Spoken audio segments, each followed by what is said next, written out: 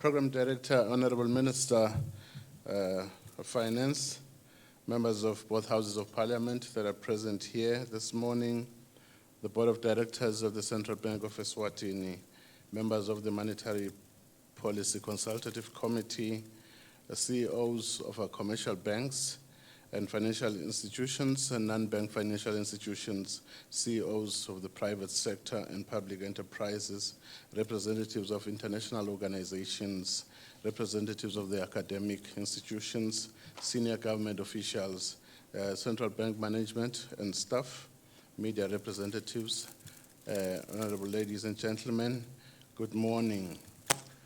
Welcome to this year's annual monetary policy address. I must mention from the onset that I have a very long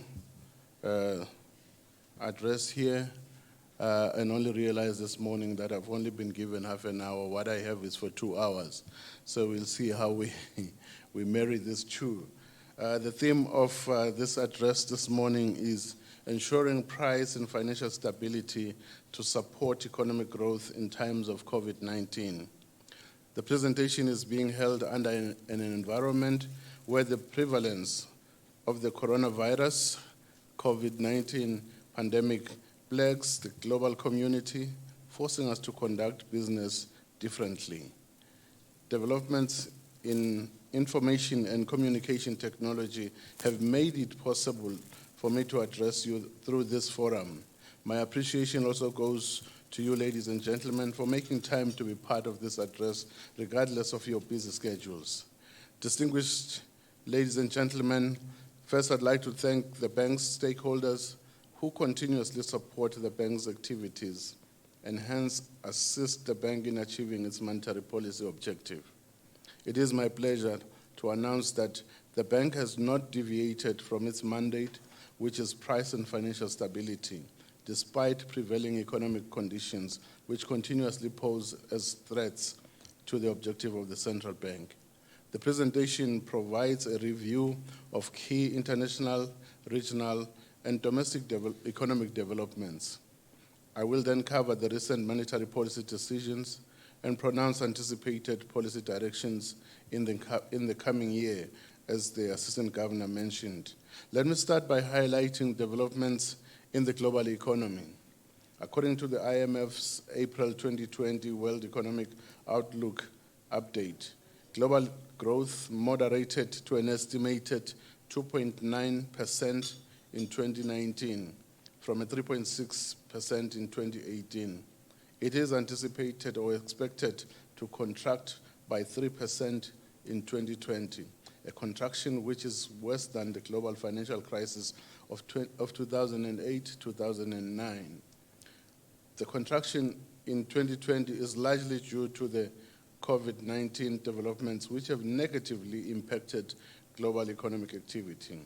The IMF notes that these projections are under the assumption that COVID-19 will be contained in the second half of 2020 and restriction would unwind. However, the risks of a much severe outcome are substantial. The IMF estimates that global growth will recover in 2021, rising by 5.8%. Advanced economies grew by 1.7% in 2019 from 2.2% in 2018. They are projected to contract by 6.1% in 2020 before rebounding to 4.5% in 2021. Emerging markets and developing economies expanded by 3.7% in 2019 from 4.5% in 2018. They are projected to contract by 1% in 2020 before rebounding to 6.6% in 2021. Consumer price inflation in advanced economies in 2019 moderated to 1.4% from 2% in 2018. It is expected to average 0.5% in 2020 before rising to 1.5% in 2021. In emerging markets and developing economies, inflation averaged 5% in 2019 from 4.8% in 2018. It is expected that inflation will average 4.6% in 2020 and marginally moderate to 4.5% in 2021. Monetary policy in advanced economies generally remained steady in 2019, with the U.S. Federal Reserve on an easing path. However, the year 2020 saw monetary policy in advanced economies easing drastically in some of the major economies in an effort to cushion their economies against the severe negative impact of COVID-19. The U.S. Fed cut the interest rates by a cumulative 225 basis points for the financial year 2019-2020. The Fed cut interest rates by 25 basis points in each of its meetings in July, September, and October 2019, reducing the Fed funds rate from 2.5% to 1.75%. In response to the impact of COVID-19, the Fed cut interest rates by a cumulative 150 basis points in March over 2 meetings to bring the target range to 0 to 0.25%. The Bank of England maintained the bank rate at 0.75% throughout 2019 and effected 2 cuts in 2020 to a record low of 0.1%. The European Central Bank, on the other hand, and the Bank of Japan maintained their interest rates at 0% and minus 0.1%, respectively, throughout the period under review. Let me turn to developments in neighboring South Africa, which is Eswatini's major trading partner. The South African economy continued to perform below expectations in 2019, growing by 0.2%, following a 0.8% expansion in 2018. This growth was the lowest since a 1.5% contraction in 2009.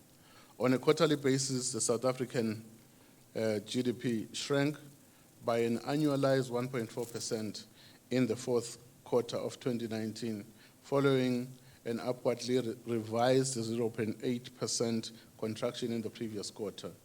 The COVID-19 developments have negatively impacted South Africa's growth outlook. The South African Reserve Bank, that is the SARB, expects the economy to contract by 7% in 2020, before rising to 3.8% and 2.9% in 2021 and 2022, respectively. On the other hand, the IMF expects the South African economy to contract by 5.8% in 2020 before rebounding to 4% in 2021. Severe external demand shocks and the lockdown measures undertaken to curb the spread of COVID-19 were cited as some of the main reasons for the gloomy outlook in South Africa. In January 2020, the IMF indicated that structural constraints and deteriorating public finances are holding back business confidence and private investment, thus weighing negatively on growth. The South African headline consumer price inflation averaged 4.1% in 2019, down from 4.6% in 2018. The SARB forecast inflation to average 3.4% in 2020 and 4.4% in 2021 and 2022. The SARB held its repo rate at 6.75% for the first half of 2019 before reducing it by 25 basis points to 6.5% in July 2019 and kept it steady for the remainder of the year.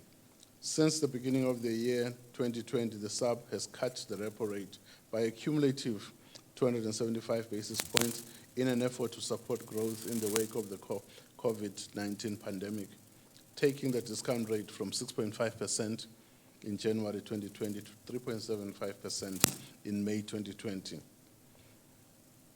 Let me now shift focus to developments in the domestic economy.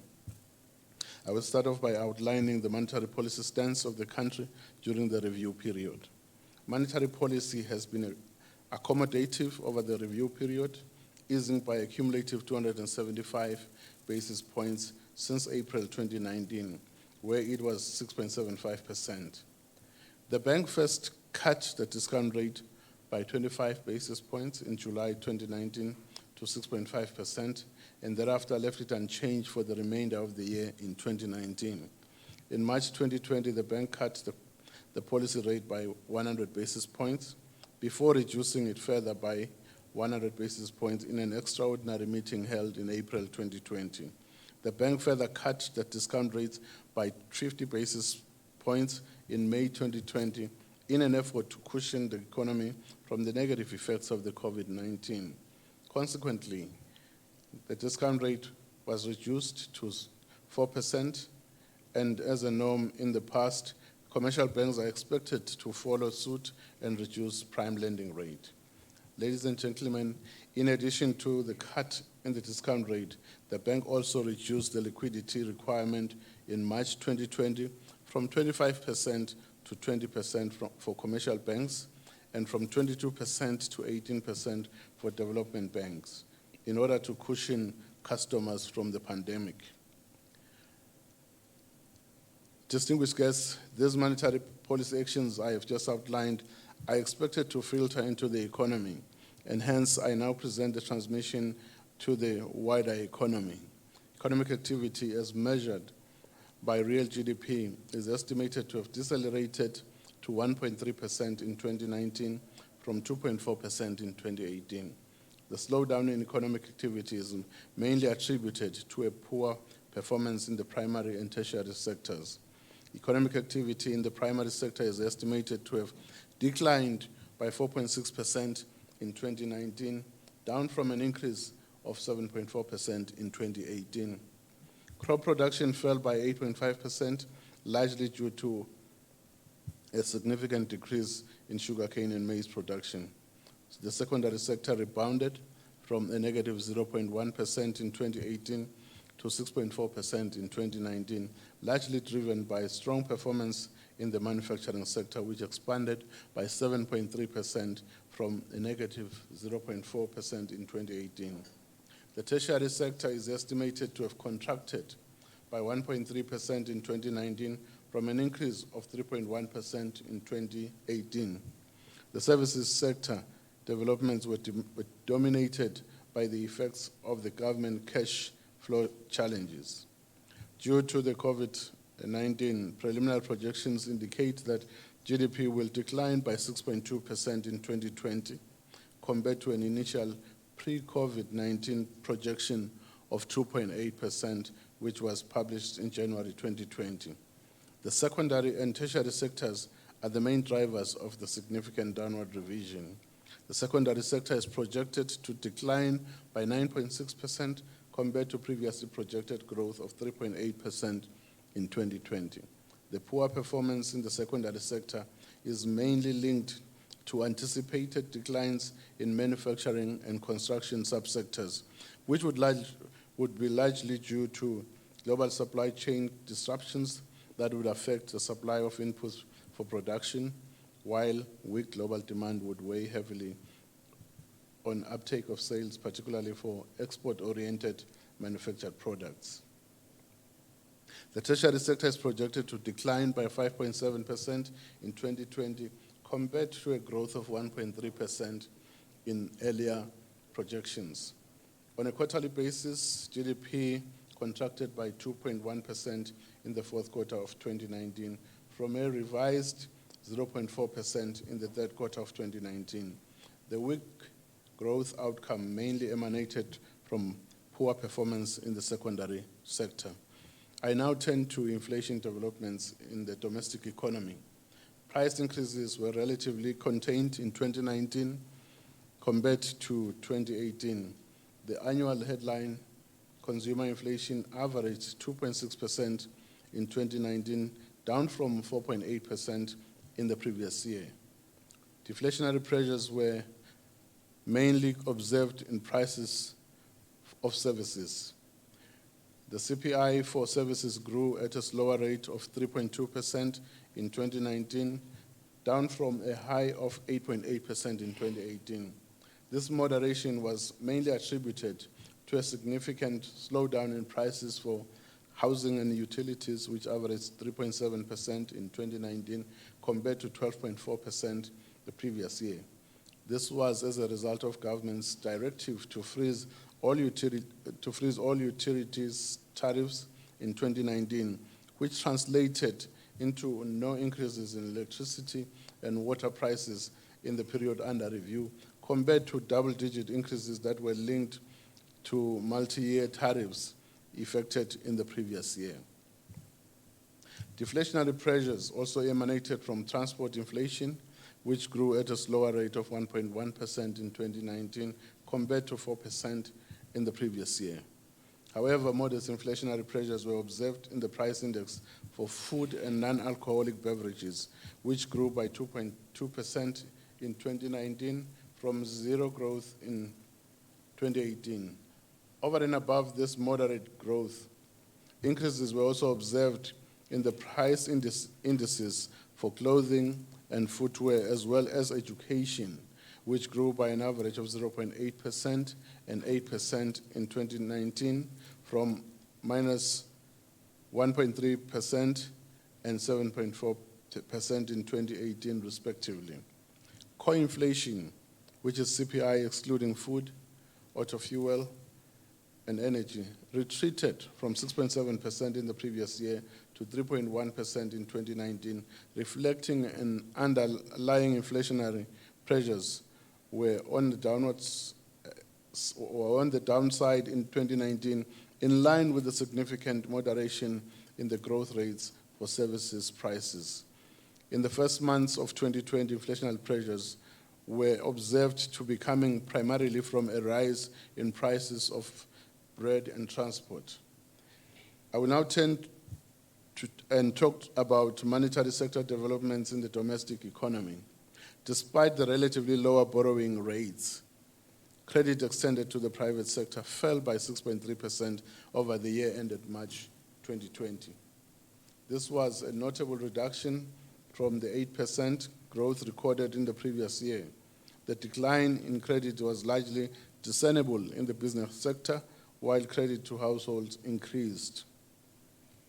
Annual credit to the business sector declined by 8.4% in March 2020, compared to 15% growth recorded in the previous year. The fall in credit to businesses was mainly reflected in the distribution and tourism, particularly in the sugar industry. Year-on-year credit extended to the households sector recovered from a fall of 0.1% recorded in the previous year to register a growth of 9.9% in March 2020. Within the categories of the household sector, the rise was ascribed to an improvement in unsecured loans and housing loans, while motor vehicle loans continued to fall. Unsecured loans grew by 15.8% in 2020, a notable rise from the 5.3% growth recorded in the previous year. Private sector credit growth in the near term is likely to be constrained by the uncertain and decelerating global economic environment fueled by the coronavirus pandemic. However, credit growth may be supported by lower borrowing rates and favorable rains that may generate credit demand from the agriculture and related sectors.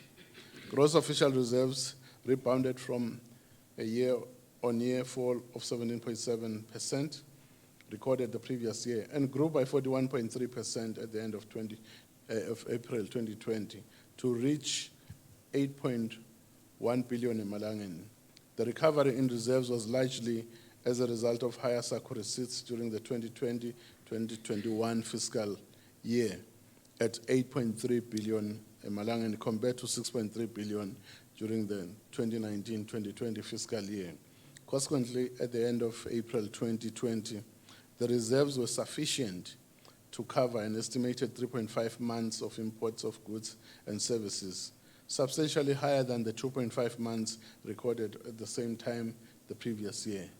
The reserves were also boosted by inflows from foreign exchange trades with local banks. Since the exercise began in May 2018 up to March 2020, the bank has raised an equivalent of 5.19 billion emalangeni. The central bank has been encouraging banks to sell the foreign currency to the central bank, which augurs well for the reserves.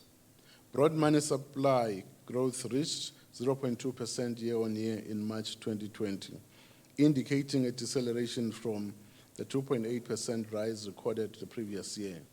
Broad money supply growth in the near term is expected to continue trending downwards, exacerbated by the impact of both the domestic and the global economic downturn, largely driven by the coronavirus as production and exports fall. I will now turn to developments in the fiscal sector. Briefly, the national budget for the year 2020-2021 was presented by our Honorable Minister of Finance on February 14, 2019, in the wake of a cash flow challenges and persistent arrears accumulation. I'm just thinking, did I say 2019 or 2020? Budget estimates for 2020-2021 show a fiscal gap of 2.9 billion emalanga deficit, which translates to 3.6% of GDP. The government plans to clear the arrears and consolidate. Total expenditure is expected to reach 24.1 billion emalanga in 2020-21 from a revised estimate of 21.8 billion emalanga in 2019-2020. Of this, 28% accounts for capital expenditure, while 72% represents recurrent expenditure. A total of 21.2 billion is expected to be collected in 2020-21. Revenues from SACU will amount to 8.3 billion, while domestic revenues are expected to be at 12.3 billion emalanga. Grants are projected to reach 553.1 million emalanga. However, the slowdown in economic activity due to the COVID-19 pandemic is likely to impact negatively on domestic revenue collections. Preliminary debt figures indicate that total public debt stood at 22.1 billion emalanga, which is an equivalent of 30.3% of GDP, as at the end of April 2020. This shows an increase of 16.9% when compared to 18.9 billion emalanga recorded in March 2019. Preliminary figures for external debt stood at 9.3 billion emalanga as at the end of April 2020, which is an equivalent of 12.8% of GDP. This shows an increase of 31% compared to 7.1 billion emalanga recorded in 2019. While a number of drawdowns were made on project loans, the increase can mainly be attributed to a substantial weakening of the lilangeni against major currencies in which the country's liabilities are denominated. Outstanding domestic debt stood at 12.8 billion emalanga at the end of April 2020, an equivalent of 17.6% of GDP. This shows an increase of 8.5% when compared to the 11.8 billion emalanga recorded in March 2019. The increase is mainly attributed to an improved uptake of treasury bills and continued issuance of bonds during the period. Distinguished ladies and gentlemen, allow me to walk you through the developments in the country's balance of payments. In 2019, the country recorded an overall balance of payment deficit of 119.3 million emalanga, indicating that the country's foreign reserve assets were depleted by the same amount, a mild decline when compared to 742.2 million emalanga decline in reserve asset acquisitions in 2018. Preliminary estimates show that the current account registered a surplus of 2.487 billion emalanga in 2019, following a surplus of 550.2 million emalanga in 2018.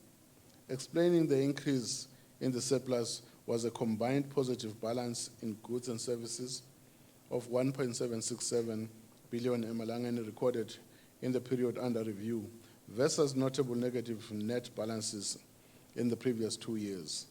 The trade account recorded a surplus accounting for 3.747 billion emalangeni in 2019 from a surplus of 387.2 million emalangeni in the previous year. The surplus was largely explained by the country's exports, which grew faster than imports during the period under review.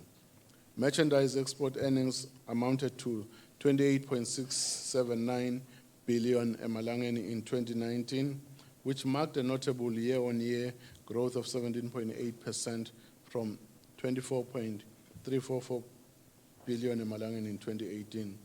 The country's import bill grew by 4.1% year-on-year to 24.931 billion emalangeni in 2019 from 23.956 billion emalangeni in 2018. The external value of lilangeni generally depreciated in 2019. The local unit opened the year at an average of 13.87 emalangeni in January 2019 and closed the month of December at an average of 14.44 emalangeni to the US dollar. Compared against the previous year, the local currency fell significantly by 9.2% against the US dollar. The significant depreciation in the local unit was largely a regional phenomenon, generally driven by large capital outflows from South Africa, perpetuated by low economic growth and unstable power supply, which had a negative impact on manufacturing and mining activity. The lilangeni further weakened in the first quarter of 2020 amid the COVID-19 developments. By the end of March 2020, the local unit had breached the 17 emalangeni mark against the US dollar, following an increase in capital outflow from emerging market economies, perpetuated by virtually sustained low growth environment, which prompted a large sell-off of emerging market assets. The COVID-19 developments, as well as Moody's decision to downgrade South Africa's credit rating to junk status with a negative outlook, further precipitated the losses of the domestic currency. Allow me to talk about inflation outlook and monetary policy stance. In the short to medium term, monetary policy is envisaged to remain accommodative to counter the negative effects of COVID-19 on the economy before embarking on a mild tightening stance to curb expected inflationary pressures. The inflationary pressures may arise domestically from increases in administered prices of some utilities, particularly water and electricity, which will be, I believe, affected in 2020 and in 2021, respectively. Other pressures are expected to emanate externally from a recovery in global oil prices, as well as the vulnerable lilangeni exchange rate. Last inflation forecast by the Central Bank of Eswatini indicate that inflation is expected to average 3.5% in 2020, from an average of 4.8% in 2018, and to a 3.9% in 2021. Notably, the uncertainty around the COVID-19 developments makes it difficult to make clear projections. The bank is committed to maintaining the currency peg to the rand and will continue to adjust its discount rate and other monetary policy instruments in line with its mission of fostering price and financial stability that is conducive to economic development in Eswatini. I will now turn to developments in the regulatory policy fostering financial stability. Let me start off with the Financial Sector Development Implementation Plan. During 2019, the implementation of the recommended policy actions in Fiscal continued, and key deliverables over the year included, among others, Fiscal Monitoring and Evaluation Framework, Fiscal Assessment Report, Credit Report Systems Scoping Report, Strategy for the Development of Comprehensive Credit Reporting System, Diagnostic Report for a Movable Assets Credit Registry, in Eswatini, and a strategy for the development of a movable asset registry. Market conduct diagnostic review report on pricing transparency and disclosure, and fairness of fees and charges for savings and transactions accounts, stakeholder review of the National Financial Inclusion Strategy. I will now turn to bank supervision. Ongoing surveillance of the domestic banking system is equally important in the bank's pursuit to foster financial sector stability. It provides financial soundness indicators that serve as early warning signs in the detection of vulnerabilities in the banking sector. The banking sector total capital was estimated at 3.2 billion Malawian over the review period. The industry capital adequacy ratio of Eswatini banks was well above the minimum statutory requirement of 8% and settled at 19.1%. Common equity tier 1 was also satisfactory and recorded 16.8%, much above the stipulated requirement of 4.5%. The industry's total assets grew by 4.5% from 20.3 billion in the previous quarter to 21.2 billion in December 2019. The industry NPLs ratio slightly worsened to 9.3% in December 2019 from 9% reported in September 2019. The level of non-performance loans in the industry, in tandem with the slow economic growth, will retard lending growth and pose challenges to borrowers in meeting their debt repayments. This demonstrates a negative outlook, as banks will be required to hold a high level of provisions, which will automatically have a negative impact on the profitability of the banks. The bank has finalized the review of legal notice number 62 of 2016, which amended only the component of cash deposit fees. An amendment notice has been published in the Government Gazette and came into force on the date of publication thereto. In an effort to cushion the economy against the negative impact from COVID-19 developments and also continue ensuring a stable financial system, the bank undertook the following measures: encouraged banks to utilize their buffers to lend during the COVID-19 period, as they are currently holding excess capital against the minimum capital requirements of 8%. Encourage the banks to work with COVID-19 affected customers and consider reasonable restructuring arrangements for struggling loans as opposed to foreclosing on them. The central bank encourages banks to grant payment holidays and waive fees and penalties to affected customers during the COVID-19 pandemic. Banks are also required to submit liquidity reporting through the BSA system at every close of business until further notice. Banks are further required to submit a daily report on deposits at every close of business until further notice. The central bank will engage with each bank on how this report should be submitted. Banks are required to conduct stress testing of key categories of risk in their balance sheet and submit the same to the central bank 14 days preceding each calendar quarter commencing April 2020.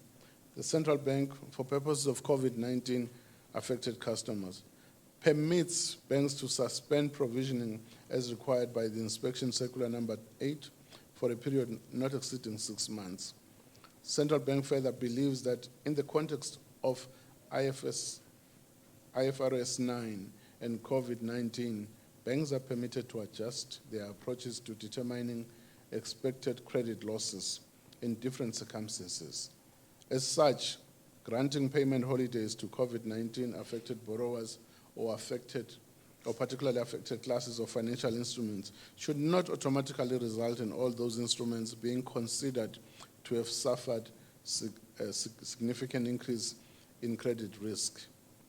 Banks have been granted a moratorium not exceeding 6 months to maintain same risk weighting category for COVID-19 affected loans for purposes of risk weighting assets under Pillar 1.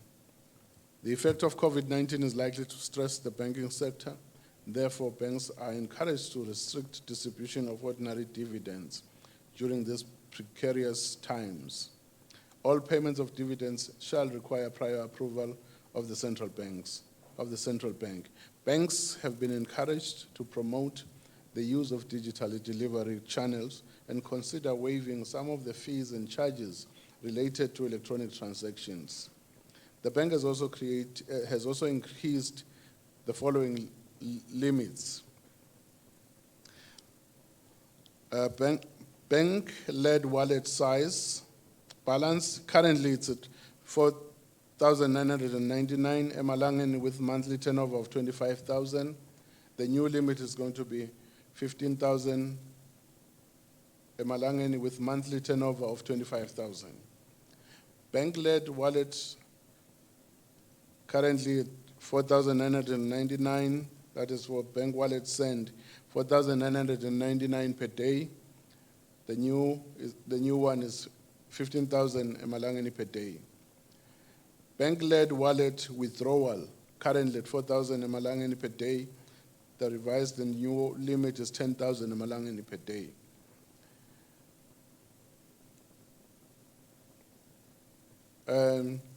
Bank-led wallet spend is 4,999 daily, and the new one is 15,000 emalangeni. I will now speak to the national payment system. Eswatini payment and settlement systems continue to be a key component of the financial system. Any disruption to the payment and settlement systems would have adverse consequences for the country's economy. In response to the digitization of payments, services, and offering of more diverse, efficient, and innovative financial services, the bank continues to coordinate reforms in the payments system infrastructure and legal framework. This is aimed at building and facilitating an enabling environment for all players to mitigate operational risks, as well as to manage new dimensions of risk posed by digitization and innovation. The reviews of the National Clearing and Settlement Systems Act and the National Payment System Strategy are ongoing. Notwithstanding disruptions associated with the COVID-19, these reviews should be finalized by the end of the month. To modernize payment systems in the country, the bank is exploring means to achieve full-service platform interoperability, local card transaction switching, and faster retail payments switching, among other things. The plan is to complete the project by the end of the year 2021. Let me now turn to the subject of financial technology, that is Fintech developments. Fintech activities remain largely dominated by traditional financial instruments and telecommunication firms in Eswatini. The sector is witnessing increased collaboration among players in the sector. Financial institutions are collaborating with mobile network operators, the MNOs, to deliver digital financial services. This includes partnerships between credit providers with MNOs to pilot the delivery of loans via mobile phones. In March 2019, the bank launched a regulatory sandbox to allow companies to test innovative financial sector products, services, and business model in a live environment under appropriate supervision. The first year of the sandbox operation provides an early indication that there is significant appetite to establish and provide innovative financial products and services in Eswatini. The sandbox received 5 applications, all of which are Eswatini-registered startups. None of the startups have been admitted to the sandbox at this point.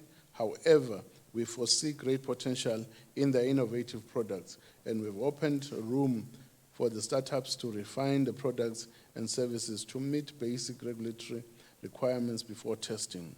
In June 2019, the bank had a consultative forum with stakeholders in which a multifaceted recommendation was made on the issuing of the central bank digital currency, the CBDC, in Eswatini. The bank therefore duly engaged the Center for Financial Regulation and Inclusion, to conduct a country-intensive assessment of the potential impact that issuing a CBDC would have on consumers, payment systems, and economic policies. The report concluded that there is substantial evidence that a CBDC has potential to significantly and directly enhance the efficiency of payment systems in Eswatini. The report also established that there is an opportunity for consumers to leverage the benefits of the CBDC for improved mobile money usage to deepen financial inclusion. The findings and recommendations of the diagnostic will be imperative in informing the next steps in the CBDC research and development, as well as future payment initiatives. In August 2019, the Central Bank hosted an innovation hackathon in partnership with the Center for Financial Inclusion, Eswatini Communications Commission, Financial Services Regulatory Authority, and the University of Eswatini, with support from Finmark Trust. The hackathon aimed to catalyze the design of innovative and data-driven solutions that promote access and use of financial services, especially among the vulnerable and SME populations. The three-day event attracted 24 teams consisting of 77 participants who designed and developed prototype solutions to one of the 5 real-life problem statements focused on personal finance, SME reporting, SME finance, and regulatory reporting.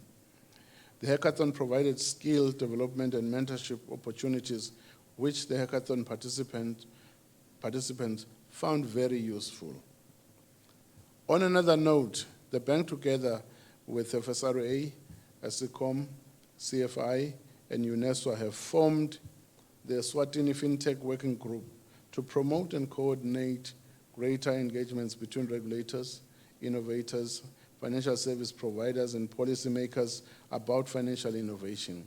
The working group seeks a collaborative approach to understanding fintech developments and the risks they pose to the financial system, and to develop the necessary policy to drive innovation while safeguarding the integrity of the financial system. I will now turn to discuss the exchange controls. The bank continued to strengthen efforts to ensure soundness and integrity of the financial sector by encouraging compliance to anti-money laundering or countering the financing of terrorism standards. The bank has completed a risk-based supervisory framework that consists of tools for both off-site and on-site supervision. As a result of the reviewed supervisory framework, financial institutions have submitted their first annual returns, which informed a risk-based supervisory plan for the financial year 2019-2020. The bank has developed a risk assessment tool that is used to evaluate the adequacy and effectiveness of controls employed by financial institutions, enabling the bank to use applicable regulatory response to each institution. The bank has also developed guidance notes for the banking sector to assist institutions with compliance to AML-CFT requirements. Pursuant to the completion of the AML-CFT National Risk Assessment, the bank has developed a remedial plan to address all the money laundering, terrorism financing risks identified by the study. The bank will be visible on site, conducting on-site compliance meetings and supervisory workshops in an effort to assist financial institutions to comply. The Eastern and Southern African Anti-Money Laundering Group, SAMLAG, has begun the country's AML-CFT mutual evaluation assessment, and this is still ongoing. The bank, like other stakeholders, will be evaluated on the effectiveness of its AML-CFT programs as a regulator for the banking, money or value transfer services, and remittances sectors. The bank is in the process of migrating from the stringent rule-based principle to a risk-based approach when regulating authorized dealers. This will see the central bank adopting financial surveillance function and thus relinquishing a lot of its transaction approval prerequisites and transferring this responsibility to the banks, that is the authorized dealers. However, applications that are of national importance will still have to be submitted to the central bank for consideration and possible approval. As part of the migration, there will be a system upgrade to BOP version 3, which will enhance compliance with international IMF standards and BPM 6 codes, resulting in more accurate data reporting for effective macroeconomic analysis and policy formulation. Let me now turn to operational issues at the central bank. During the period ended 31st March 2020, notes issued amounted to 6 billion emalangeni, showing a slight increase from the 5.9 billion issued in the same period the previous year, whilst coins issued over the period to March 2020 amounted to 26 million emalangeni, indicating an increase from the previous year's 25.2 million emalangeni. Currency in circulation decreased slightly from 1.073 billion emalangeni in March 2019 to 1.072 billion emalangeni by the end of March 2020. The bank will be releasing into circulation a new 50 emalangeni banknote during the course of the financial year. This note has incorporated the country's name change and, as a consequence, the new name of the central bank. The note also has an upgraded version of His Majesty's portrait, which is similar to the one on the current 100 emalangeni note and 200 emalangeni note. In line with the bank's strategy, a project is being planned for rollout during the course of the financial year 2020-2021, which is aimed at improving coin recirculation, resulting in efficiencies in the supply of coins to the economy. The bank intends to deploy coin vending machines on targeted sites around the country to enable members of the public to deposit coins much easier and at their convenience. In October 2019, the bank commenced a project of constructing a currency museum in its premises at Umzoli building. The objective of this project is to conserve and exhibit the history of the country's currency from inception to date. The museum will be open to the public before March 2021. The bank wishes to remind the public not to accept any stained banknotes, as these may be results of crime. Instead, efforts should be made to report such to the nearest police station. I'll turn to financial sector stability. The safety, soundness, and stability of the financial systems remains pivotal to the growth of the economy. It is in this regard that the bank continues in its efforts to monitor developments, performance, and conditions of financial institutions. The financial sector remained steady as a result of continuous supervisory strategies applied by regulatory authorities and emergent confidence in the system. The bank has finalized the Financial Stability Bill, and work will be initiated to develop a macroprudential policy framework and other policy directives destined to ensure a stable financial system. The Financial Stability Bill spells out financial stability as a key objective of the Central Bank of Eswatini.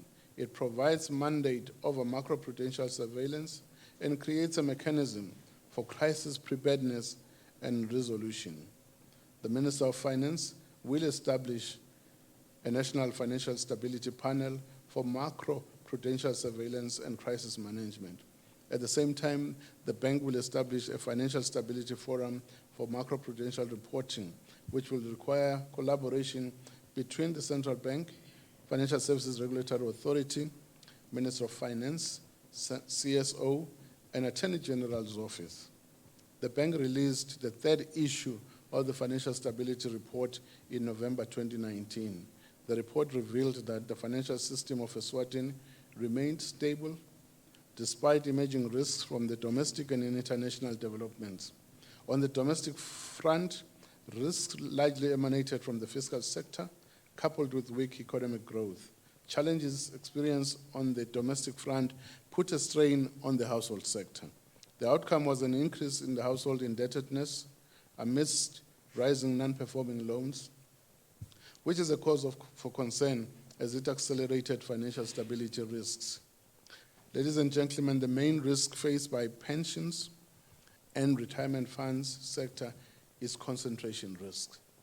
The two main pension funds institutions represent 81.6% of the assets of the industry and 64.8% of GDP.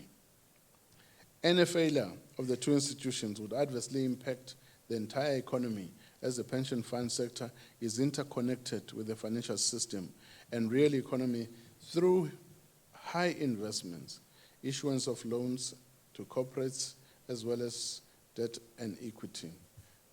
Conclusion. Let me conclude by highlighting that the economy is under severe pressure due to the outbreak of the COVID-19 and its negative consequences on economic growth outlook.